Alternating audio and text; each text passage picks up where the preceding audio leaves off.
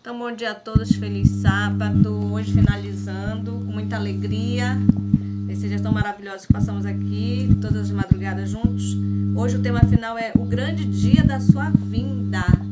Conosco está o irmão Jones Santos. Irmão Jones, bom dia, com o Senhor a palavra. Bom dia, paz e graça, um abençoado sábado para todos. Deus abençoe vocês. É uma bênção do Senhor, também uma vitória para nós estarmos aqui reunidos nesta manhã. E graças a Deus vi testemunho aqui de algumas irmãs que procuraram entrar e não conseguiram, agora hoje conseguiram, estão felizes, então isso é uma bênção do Pai do céu, porque vocês quiserem, Ele providenciou. E o texto de Apocalipse, capítulo 22, 12, diz: venho em breve e trago a recompensa com a qual retribuirei a cada um segundo as suas obras. Eu sou o Alfa e o Ômega, o princípio e o fim, o último, né? E o derradeiro. Bem-aventurado os que lavam suas vestes para que tenham direito na árvore da vida e possam entrar pelas portas da cidade santa. Deus seja louvado por essa grande promessa da vinda do nosso Senhor Salvador Jesus Cristo. Então ele tem uma recompensa para você, mas é condicional. E essa recompensa, se você está lutando por ela, continue, nunca desista. Esteja sempre almejando, desejando, como algo da tua alma, da tua vida, é algo mais precioso do que tudo que tu já ouviu, já teve. Então vamos continuar lutando por esta fé e também por essa esperança de encontrar o nosso Senhor e Salvador Jesus Cristo. Nós nunca vimos Jesus, nós vimos Ele pela fé, mas muitos daqui têm desejo, têm a vontade de vê-lo face a face. Tem irmãos que eu já vi expressar assim com tanta vontade do coração e dizer assim: eu quero dar um abraço em Jesus, né? E aquele abraço gostoso de quem te teve separado há anos, né? Há milênio. Esse abraço vai ser muito gostoso. Então vamos estar preparados para esse evento tão maravilhoso. E o grande dia da sua vinda é algo espetacular, extraordinário. É uma alegria. Em João, no capítulo 6 ali, Jesus disse para os seus discípulos: hoje o mundo se alegra e vocês estão tristes, mas chegará a hora em que eles ficarão tristes e vocês se alegrarão. Esta hora é o grande dia da vinda, da sua segunda vinda. Vai ser uma alegria para nós. Isaías chega a declarar que os salvos dirão: eis aqui o nosso Deus, em quem nós aguardamos. Com ele nos alegraremos e regozijaremos. Louvado seja o nome do Senhor também. Glória a Deus por isso. Porque Isaías viu a primeira, a segunda vinda dele e a terceira estabelecimento, e a vai passar o planeta Terra para ser a morada dos céus. Esses são os profetas para a volta de Cristo. Nós tivemos a Moisés falando sobre a volta de Cristo, mas antes de Moisés teve haver o primeiro advento, o segundo advento, o terceiro advento, que foi Enoque.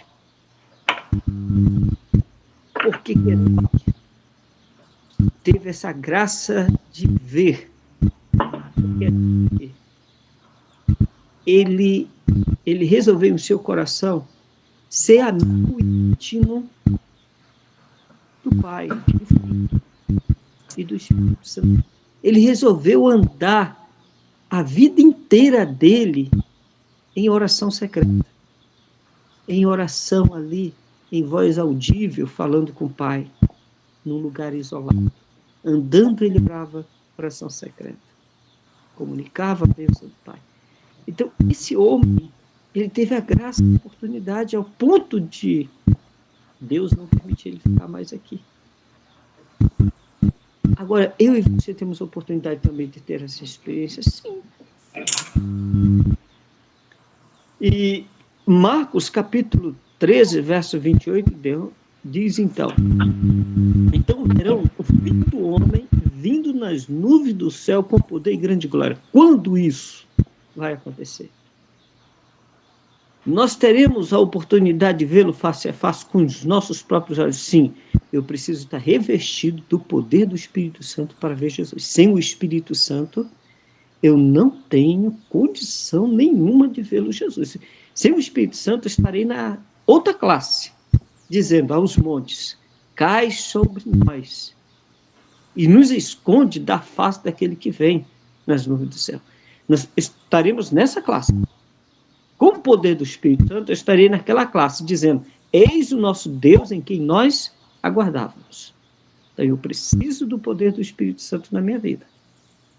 E que naquela mensagem que nós vimos aqui, que todos nós precisamos do toque do poder do Espírito Santo. Todos têm, mas uma boa parte ainda precisa do toque do poder do Espírito Santo na vida. Então, todo dia, busque ao Espírito Santo em sua vida. Ore, converse com ele. E um outro conselho, irmãos, por favor, não chame o nome do Pai, de Cristo, várias vezes em vossas orações. Vamos nos educar. Não fique acomodado com uma oração que você repete muitas vezes. Em nome do Pai, Senhor, Jesus, Cristo. E oramos pouco ao Espírito Santo. Mas vamos lá. Cristo. Nossa mensagem está baseada em uma revista, Review Herald, no livro Desejar Todas as Nações, Testemunho, volume 1, e também no livro Fundamento da Educação Cristã. Em Mateus 24, 2, foram proferidas aos ouvidos de grande número de pessoas, mas quando ele se achava só, sentado sobre o Monte das Oliveiras, Pedro, João, Tiago e André foram ter com ele. E disseram, dize-nos, perguntaram, quando serão estas coisas? E que sinal haverá da tua vinda e do fim do mundo? Pergunta, né? Pergunta de quem quer saber. Olha, irmãos, esses homens pararam para ouvir, esqueceram da sua vida, esqueceram de toda a sua preocupação e de sua ansiedade. Eles abriram o coração para ouvir naquele dia Jesus Cristo. E conseguiram ver que tinha algo muito maior do que eles estavam ali ouvindo. Por isso chegaram a essa pergunta. Às vezes, quando nós estamos ouvindo a palavra de Deus, nós deixamos as portas da alma muito abertas demais. Isso distrai e você fica com tanta coisa na cabeça que lá e cá você pega um detalhe da mensagem, mas não obteve toda a bênção, pega pedacinho, não obteve toda a bênção. E às vezes eu saio e não tenho o que falar para as outras pessoas com quem eu vou encontrar. Diz, olha, eu tive na reunião de oração e olha, foi uma bênção, a mensagem foi linda, falou sobre esse assunto, assim, você começa a narrar para outra pessoa de uma fé tamanha e tal, porque você se conectou com Deus através da mensagem. Esses homens aqui, eles ficaram, veja que só 3, olha, foi Pedro, João, Tiago e André, foram 4 só, que perguntaram. Eram 12. 8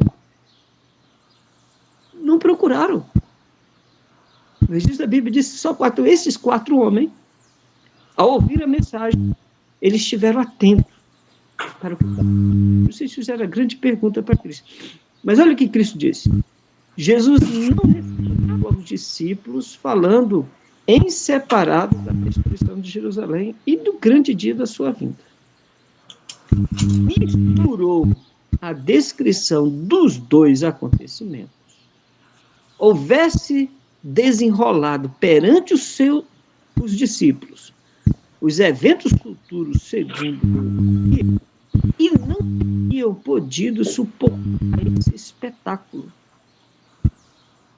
Por misericórdia com eles, Jesus misturou a destruição das duas grandes crises, deixando os discípulos procurar por si mesmo o significado. Na mensagem que nós tivemos do domingo, da segunda, as outras mensagens, sobre a destruição de Jerusalém, eu vi que alguns da mensagem para fazer na semana de oração, em igrejas, quando iniciou, eles não adentraram mais dentro da mensagem, que foi Jerusalém, por que foram destruídos Jerusalém, qual foi os pecados que levou à destruição, aquela iminente destruição de Jerusalém. Mas aquela destruição se faz também referente à destruição do fim do mundo, não ficou só em Jerusalém. Lá a primeira mensagem da semana de oração mostrou que aquilo era um fato tão real que haveria de acontecer em maior grau, assim como aconteceu em Jerusalém. Jerusalém para a gente é o quê? Uma criatura do fim do mundo, da destruição também iminente do fim do mundo. Quando ele diz, ficará pedra sobre pedra que não seja derrubada. O templo foi queimado, pessoas foram mortas ao fim da espada, toda aquela situação. Por que salvou uma minoria e a maioria se perdeu? Por que a maioria se perdeu? Já que eram judeus escolhidos por Deus, era uma igreja, o próprio Cristo deu o nome. Isso faz a gente buscar muito mais longe daquela situação iminente. A situação iminente faz referente também ao acontecimento. Mas veja que o Cristo ele teve essa graça de não levar uma mensagem para trazer uma perturbação, uma angústia no coração daqueles homens, daqueles 4 homens. Então ele misturou os eventos e deixou que eles mesmos o procurassem o significado. Então falta em nós também procurar esse significado dentro desse acontecimento da destruição de Jerusalém, dentro daquele acontecimento do escurecimento do sol, da queda das estrelas, né, do grande terremoto, tá? Está referente também à destruição final. Agora, o tempo da volta de Cristo não é conhecida por ninguém. Muitos que têm chamado adventista têm marcado o tempo. Repetidamente marcaram uma data para a vinda de Cristo. E repetidos fracassos têm sido o resultado. Irmã Maria está com muito complicado. Por favor, desligue. Por gentileza, irmã Maria.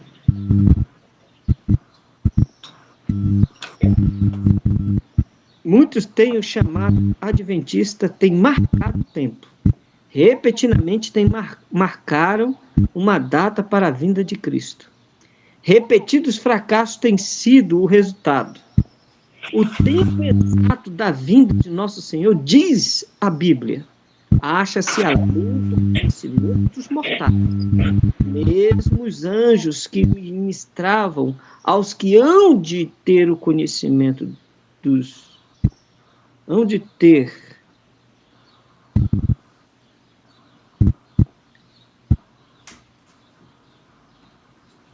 só um minutinho.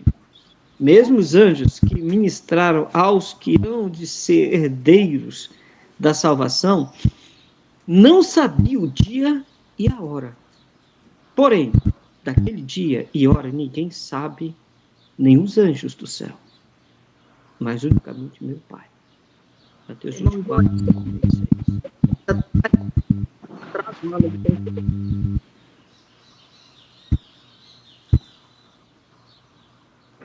Ok, Mateus 24, 36.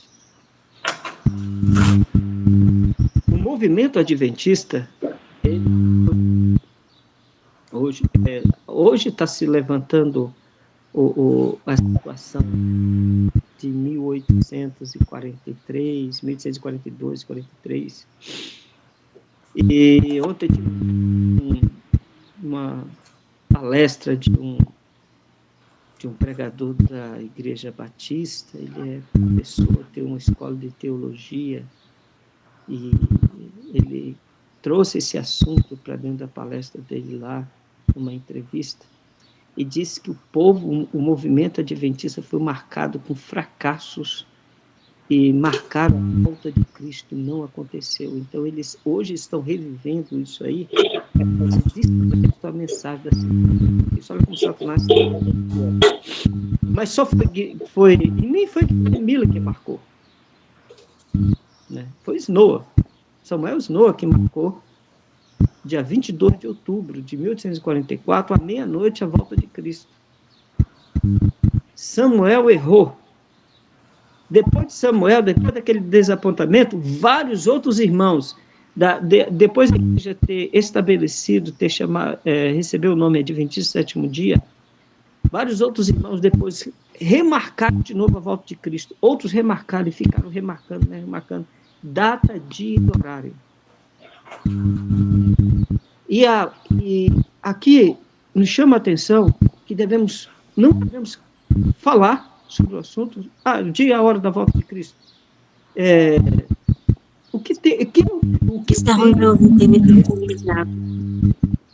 O que eu tenho para saber se Jesus está perto? Os acontecimentos. Mas eu não posso dizer o mês, o ano, porque isso já assim vem repetindo várias vezes. O testemunho de Jeová já marcou várias vezes a volta de Cristo. E outros movimentos religiosos também. Mas nós não precisamos cair dentro dessa situação de novo. O conselho de Cristo para nós era estar preparado para esse momento. Mas não está procurando o dia e a hora da vinda de Cristo. Isso não nos pertence. Olha só, veja o que Ellen White continua a falar. Não devemos saber o tempo exato para o derramamento do Espírito Santo, também não.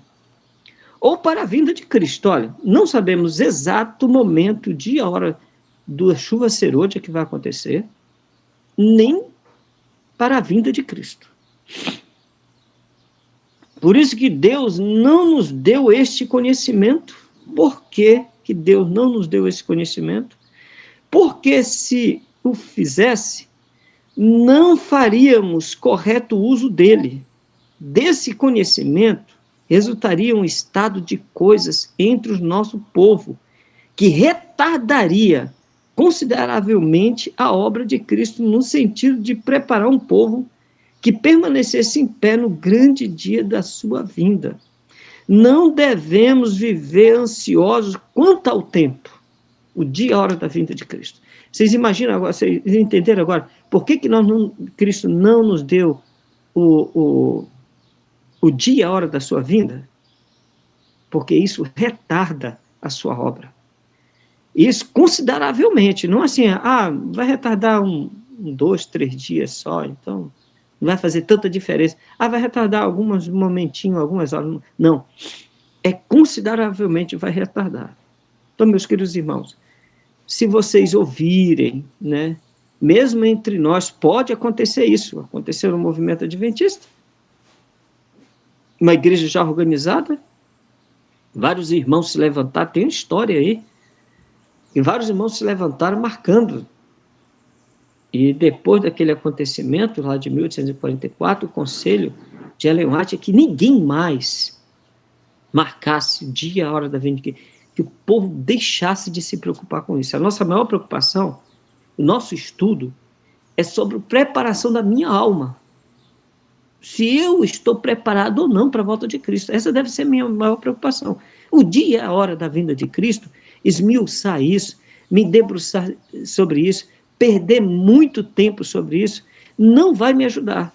E se isso acontecer comigo e eu ficar empolgado e passar para os outros irmãos da igreja, isso também não vai ajudar os irmãos, porque isso vai acabar criando uma situação de coisas dentro da igreja e consideravelmente a obra do Senhor vai ser retardada.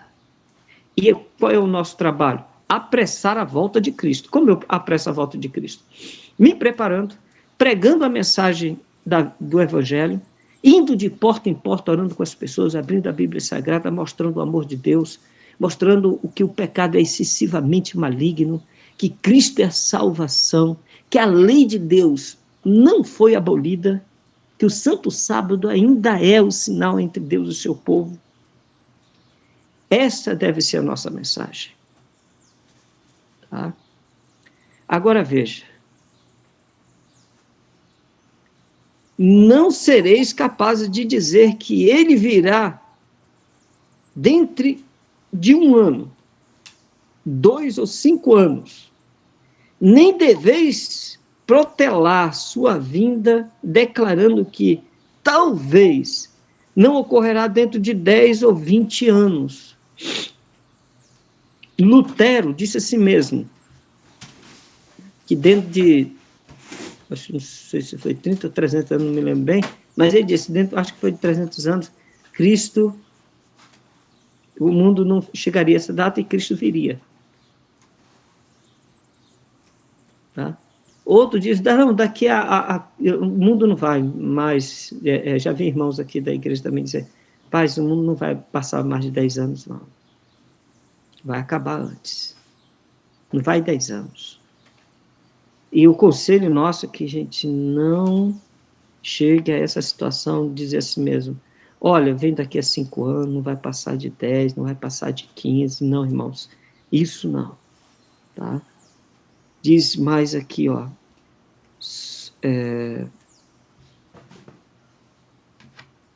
sua vinda declarando que talvez nem ocorra dentro de 10 ou 20 anos. Aproxima-nos do grande dia de Deus. Os sinais estão se cumprindo. E, no entanto, não temos uma mensagem que nos diga o dia e a hora do aparecimento de Cristo. O que ela não tinha? Nenhuma mensagem dizendo o dia e a hora da vinda de Cristo. Ela disse, não temos essa mensagem. Então, não devo me entregar à especulação, né? E procurar saber, porque se não está revelado, eu posso cair. Como não está revelado, eu vou cair mesmo. Não posso não. Eu vou cair na situação de que eu marcar um dia e a hora e ele não vem naquela data. É uma decepção para 1, para 2, para 3, para 5 que se preocuparam nisto. Não é a nossa obra. Tá? Devemos apressar a volta de Cristo de uma outra forma, não desta. O Senhor ocultou isso prudentemente de nós, para que sempre estejamos num estado de expectativa e de preparação para o segundo aparecimento do nosso Senhor Jesus Cristo na nuvem do céu. Então, quem ocultou a respeito da grande vinda de nosso Senhor Jesus Cristo nessa terra? O nosso Pai Celestial ocultou. Ocultou, está ocultado. Diferente que do Apocalipse, que muitos pregam dizendo assim mesmo. O Apocalipse está selado. E ninguém entende, não. O que está selado para nós aqui é a hora e o dia da vinda de Cristo. Pai ocultou. E como eu disse para os irmãos aqui, eu posso estar atento pelos sinais. Jesus, uma certa vez, disse para os judeus, vocês sabem, olhando para o céu, quando vai chover, quando fica vermelho o céu, vocês sabem decifrar o sinal da chuva e de um tempo, quando fechou. Mas vocês não sabem decifrar, então, os sinais da vinda de Cristo. Ele falou justamente, vocês não sabem os sinais que estão se aproximando esse dia. Então, irmãos, Eu posso saber pelos sinais que Jesus está perto, mas não posso dizer o dia nem a hora. Os acontecimentos, eu posso estudar aí, tá em frente a esses acontecimentos da natureza, a sociedade está sem controle, o mundo está sem um governante, que nós estivemos estudando. Quem governa todo esse mundo é Deus, ele sempre vai governar. Nós vimos que os países estão entrando numa grande anarquia.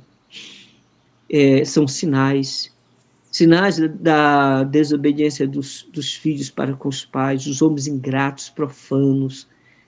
Outro sinal é o surgimento do homem do pecado, do filho da perdição. Então, são sinais. Esses sinais, eles tendem a deixar-nos, quem estuda os sinais, diz, eu vou acompanhar aqui os sinais. Você fica naquele ato de preparo, quero me preparar, porque está se cumprindo. Por exemplo, hoje a gente sabe que já se cumpriu a primeira carta, a segunda carta, a terceira carta, nós estamos na 7ª carta. Nós já sabemos que já se cumpriu ali, nós estamos esperando o 7º selo, a 7ª trombeta. Então, são sinais que você estuda e sabe que Jesus está perto.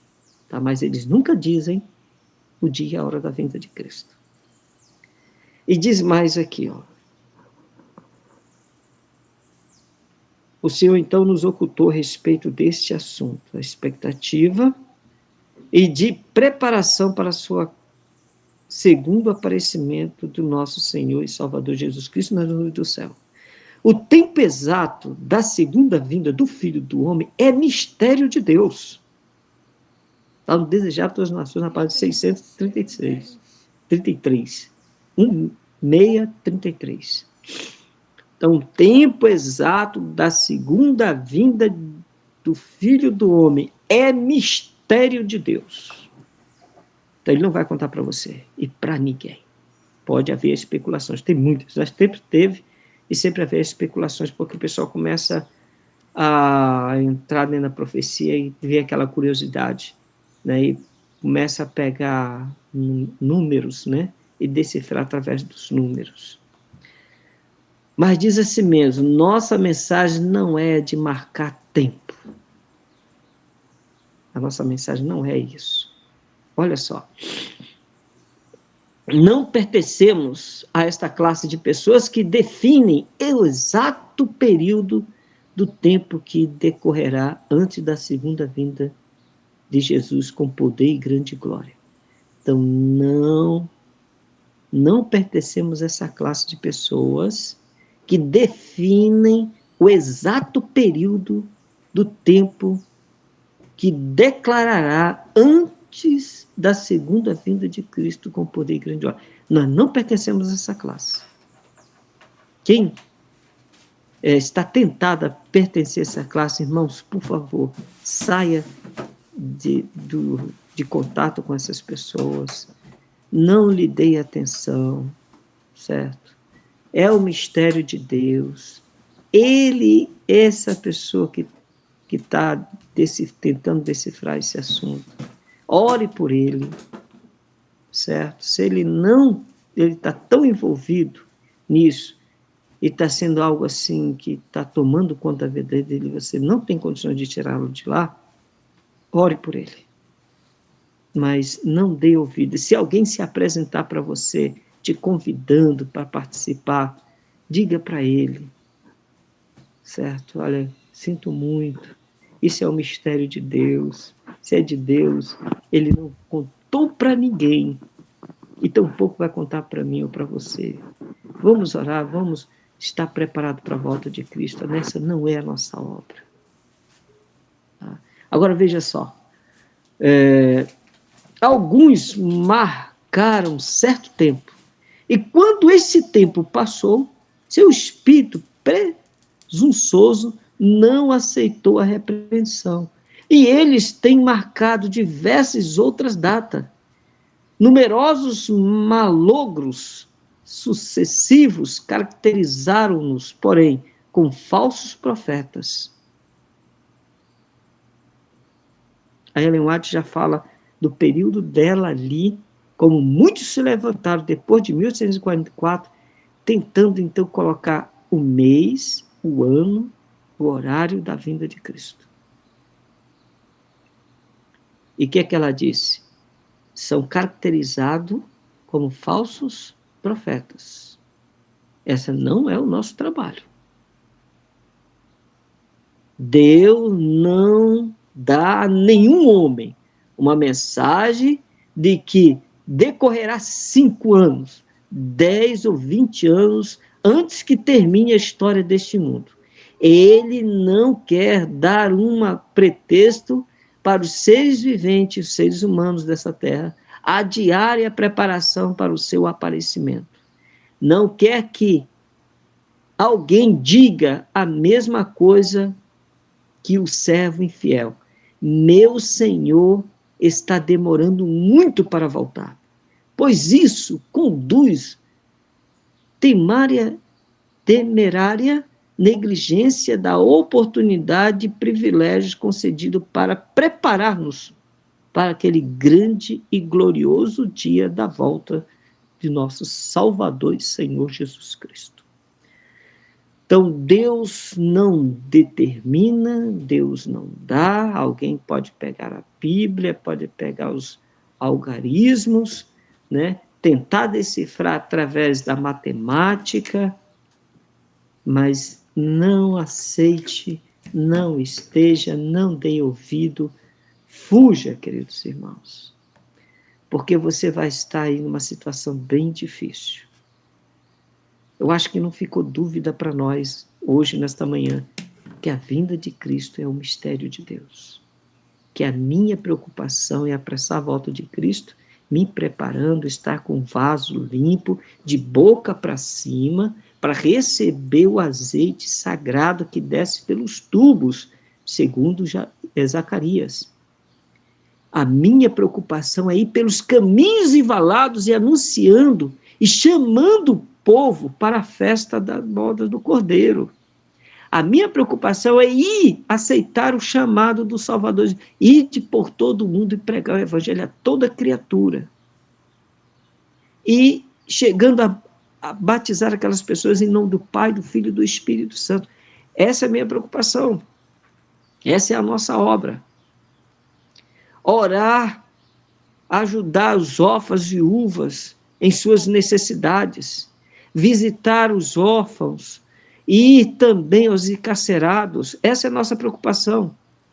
Cuidar dos que estão feridos, cuidar das nossas crianças, dos idosos, cooperar nesta obra de levar o evangelho, ser um cooperador, uma cooperadora, ser um servo atento, ligado, de porta em porta, orando com as almas.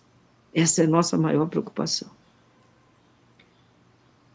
Então, vamos estar preocupados com respeito ao chamado do Espírito Santo, que diz assim: e o Espírito e a esposa dizem, vem. E quem ouve, diga, vem. E quem tem sede, venha. E quem quiser, receba da graça, de graça, a água da vida.